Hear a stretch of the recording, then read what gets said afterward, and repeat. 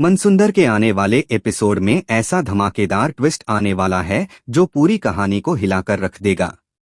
रूही नाहर जी की जान बचाने के लिए हर खतरा उठाकर जंगल तक पहुंच चुकी है। उसे सिर्फ एक ही उम्मीद है, वह खास जड़ी बूटी जिसके बारे में वेद जी ने बताया था कि उसमें गीली मिट्टी जैसी खुशबू आती है। काफी देर तक जंगल में भटकने के बाद आखिरकार रूही को वह जड़ी बूटी मिल जाती है। जैसे ही वह उसे हाथ में लेती है, उसकी आंखों में उम्मीद लौट आती है। रूही खुशी से कहती है, वेद जी ने कहा था कि इसी जड़ी बूटी से गीली मिट्टी की खुशबू आएगी।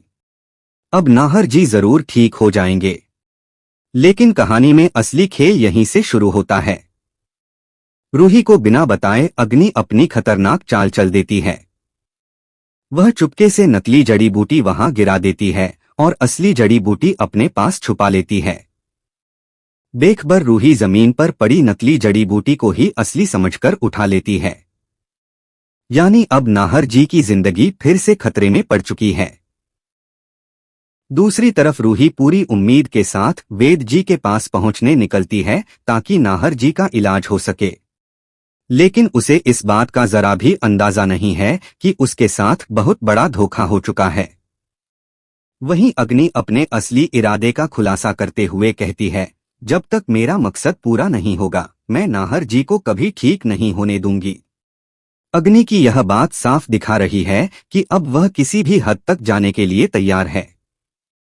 अब सबसे बड़ा सवाल यही है, क्या वेद जी नकली जड़ी बूटी की सच्चाई पहचान पाएंगे? क्या नाहर जी की हालत और ज्यादा बिगड़ जाएगी? या फिर आखिरी मौके पर रूही को अग्नि की इस बड़ी साजिश का पता चल जाएगा? आने वाले एपिसोड में जबरदस्त ड्रामा, इमोशन और सस्पेंस देखने को मिलने वाला है। एक तरफ रूही नाहर जी को बचाने की पूरी कोशिश कर रही है, तो दूसरी तरफ अग्नि लगातार ऐसी चालें चल रही है जिससे नाहर जी कभी ठीक ना हो पाएं।